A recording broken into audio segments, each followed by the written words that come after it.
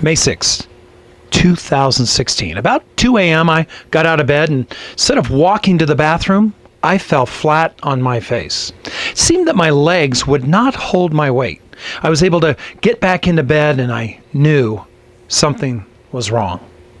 Fast forward, after being driven to the emergency room, I'm laying there not sure what's going on and listening to the doctors and the nurses, and they're working on me, and all of a sudden I heard, "Oh, this could be the problem." And before I asked what, I was out.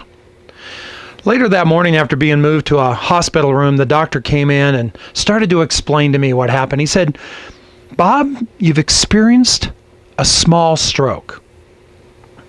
Now, I was shocked. I was not surprised as much. I kind of knew what had happened. And he said, "Bob, the cause of that was your blood pressure had spiked to 268 over 162. So, this is more than 3 times the normal limit." I tried to maintain my composure, and after he left the room, I felt very lost. And I broke down into tears, and I could see my dream of being a speaker and a coach evaporating in front of me. I laid there crying and feeling really sorry for myself, and I decided to really distract and maybe watch some TV. And as I was exploring the channels, I found the stroke channel, of all things. And I watched as the experts were telling me how, as a stroke victim, I would not be the same, how I might not be able to work or to drive, or I would need help in everything I did. Hearing that just made me more angry, and I wanted to throw that remote so bad, but it was attached to the bed. I did the only thing I knew to do. I called my mentor, Paul Martinelli. And as I explained what happened and where I was and what the doctor was telling me, he stopped me mid-sentence. He has a way of doing that. His next statement changed everything.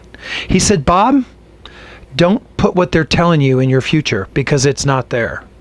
He went on to say, "Bob, you're in control of the future, not them. Remember, Bob, in order to create the future you desire, you'll need to design it, see it, and believe it." See, I refused to buy in to the bleak future of a stroke victim, and I started to focus on the life I desired. Over the last 3 years, I've focused on my health. I've released over 60 pounds. I was able to lower my blood pressure to near normal levels. I've overcome the limitations to my body that the stroke has caused. And today, I am a speaker. I am a coach. I've got a wonderful business that's making an impact in the world. We all have that ability to create the future we desire. So I ask you, who or what are you listening to, and what are you putting in your future?